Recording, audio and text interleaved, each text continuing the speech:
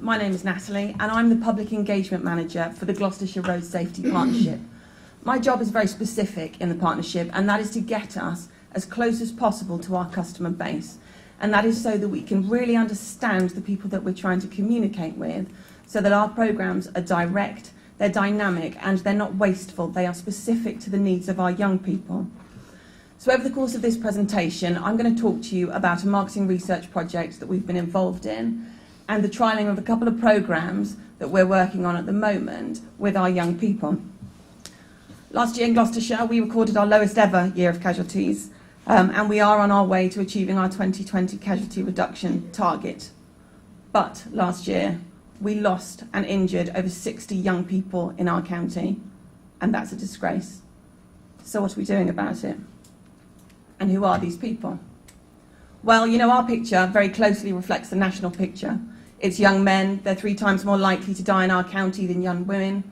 Their problems generally driver error, a lot of speed-related issues. And where? Well, we're in an 80-20 rural-urban county, so our rural areas provide a really specific problem to us.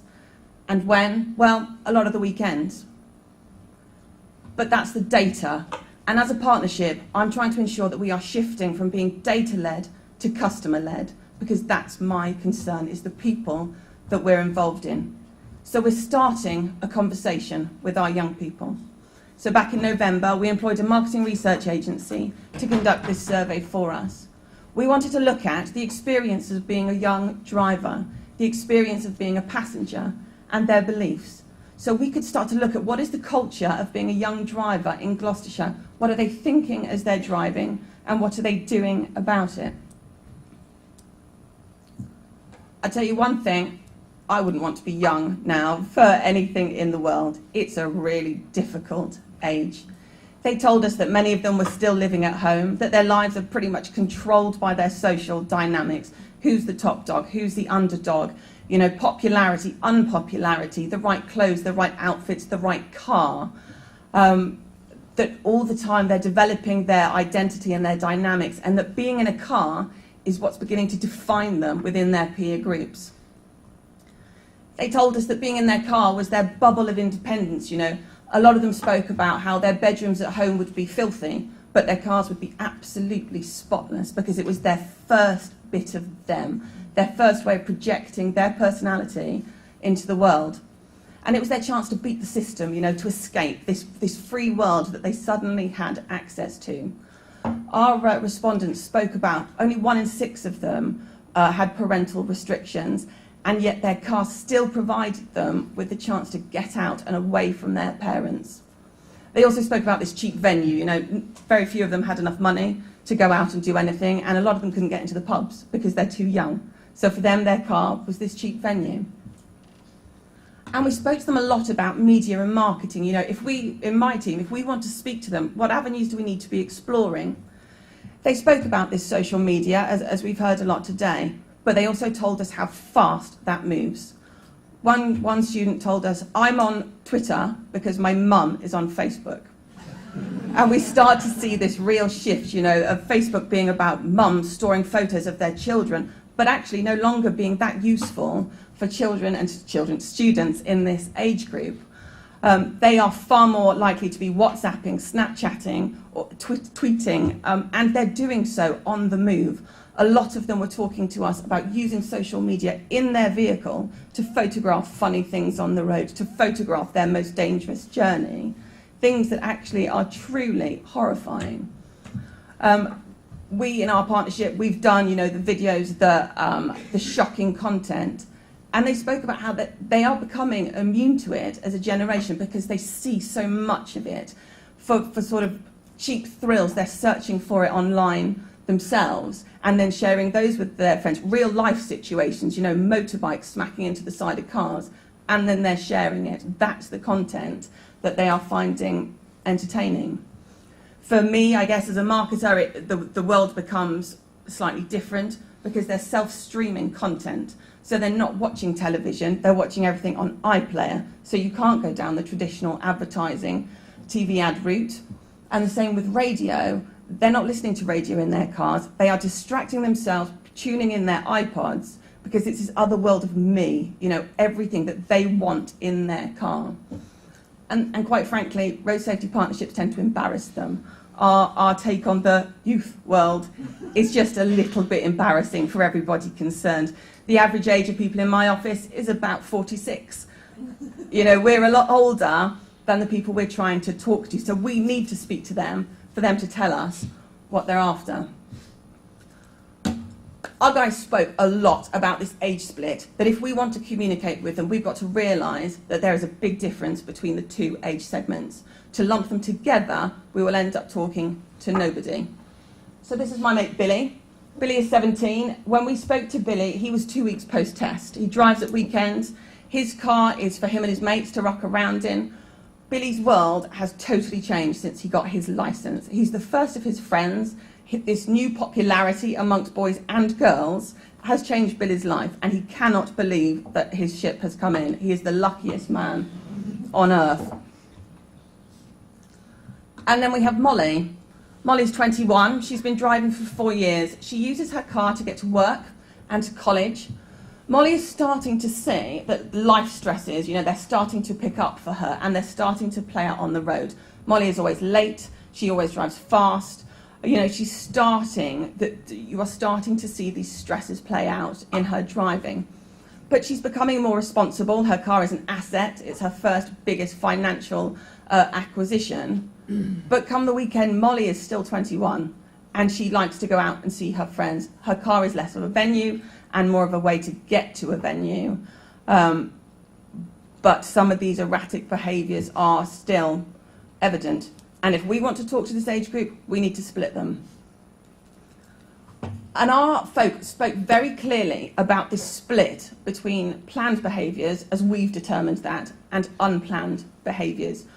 This part, the planned behaviours on the left here, you know, using your car for determined thrill seeking. This is about putting time in your day to go out and go wild in your car.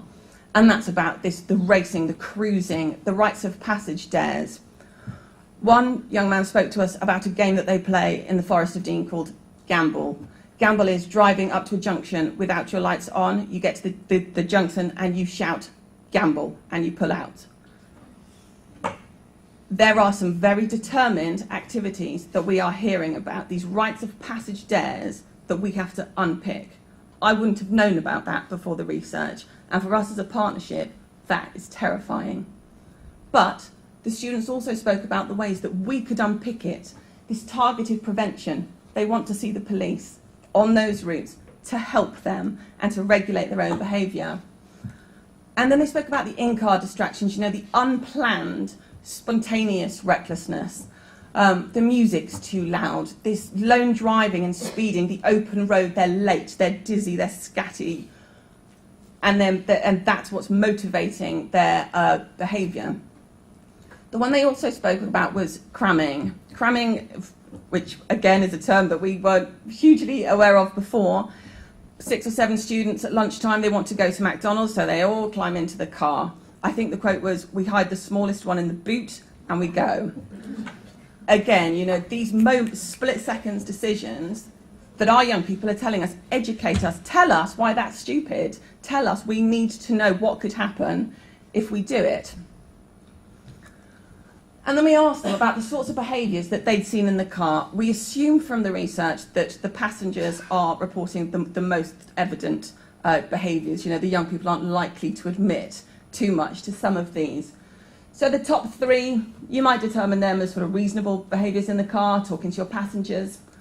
And then you get down to the ones that we can do some stuff about. And that is, you'll see, reading a text message or email, setting a sat-nav, or being too tired to drive, and this driving too fast for the road conditions. In our partnership, we've focused ever so closely on the fatal 4. And actually, our reporting is starting to bring up some slightly different behaviours. And then we asked them if they were doing different behaviours because you were a boy or a girl. And the answer is, yes, I think they are. The girls were more likely to say that they were reading text messages at the wheel or setting a sat-nav.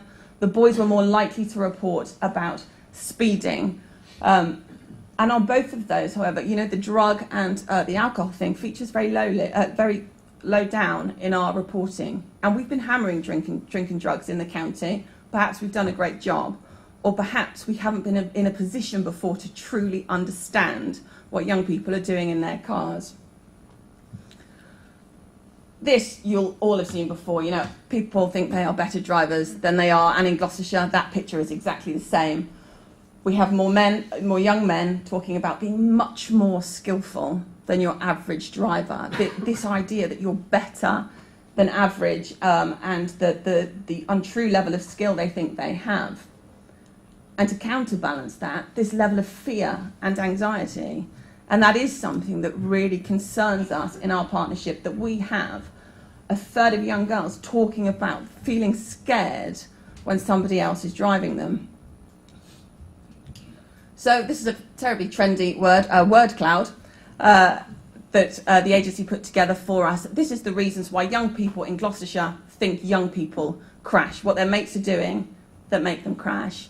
They spoke a lot about overconfidence, distraction, and driving too fast. Distraction and speeding, again and again coming up in our research. Well, then we said, okay, so what do you think would change your mates' behaviours? What can you do? A personal scare comes up top. That starts to unpick some very interesting questions about young people not thinking that they will die, because that suggests that they think they will come back from a personal scare. The accident simulations, this thrill-seeking mentality getting pushed to the point, that seemed to feature again. Interesting for us, this more extensive training, they are calling for it. They want help to make them safer on the roads for their friends and for themselves. And we asked them, for us, we are fire, police and county council in our partnership, a team made up of the three. And what do they want us to do about it? They want us to help change the attitudes. They want us to campaign with them in a way that they can personally associate with. They think our road safety campaigns are dodgy, to say the best, really. They don't believe it speaks to them as young people in our county. They want some really clear lessons in risk and consequence, and also the criminality of reckless driving. Our drivers who said they were safe drivers, they said, I'm a safe driver because I use my phone when I'm at the traffic lights. I don't do it when I'm driving. Okay, I'm a safe driver because I speed, but only when there's nobody in the car. There is a lot of myth in our world in Gloucestershire with young drivers that need to be unpicked. And they want to know about criminality, what is criminal and what is not. They want better skills. Again, we hear this time and time again. And they also want better law enforcement. Our young female drivers want help on the roads, and that is what they told us repeatedly. Put an officer by the side of the road so when I don't have the voice to tell the driver to slow down or stop, I come around the corner and there is a police officer who will do it for me.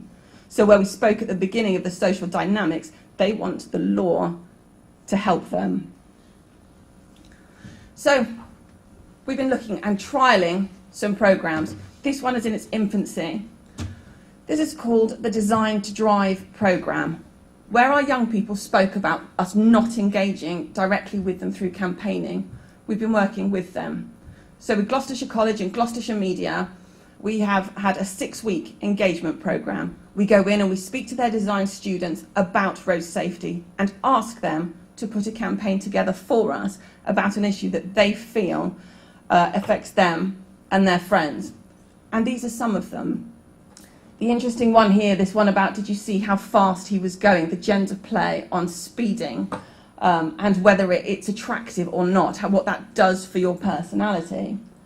And then we asked the students to choose their winning campaign that we would roll out across the county in all those media spots that they had told us they would access. And this is it. This is Molly, again, who we spoke of before. Molly's design was about mobile phones and the distraction of mobile phones.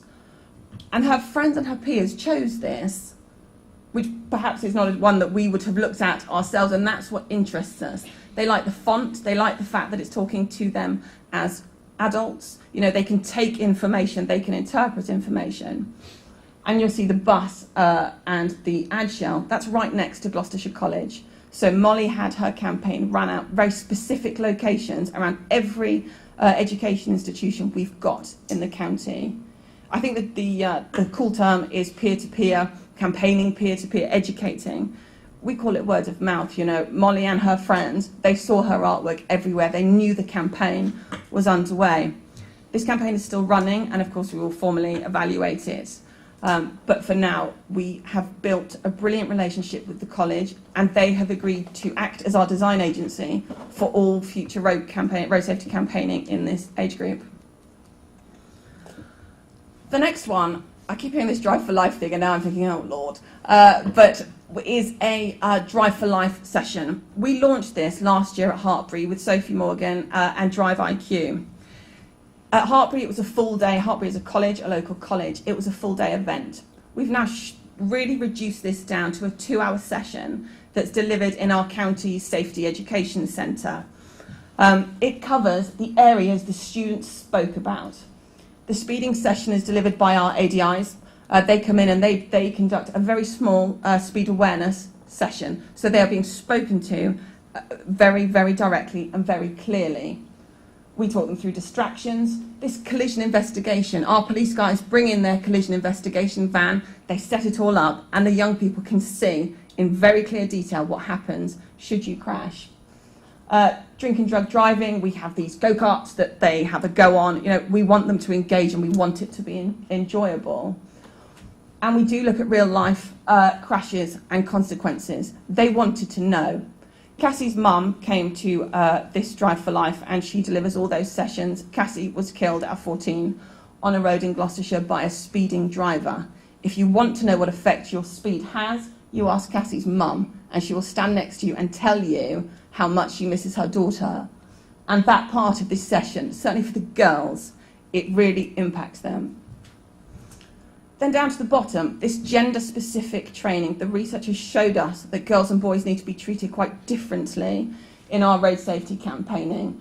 We're working with a local school, their 6th form, to deliver gender-specific training, how to say no, how to say stop, and the tools that they can use to do it.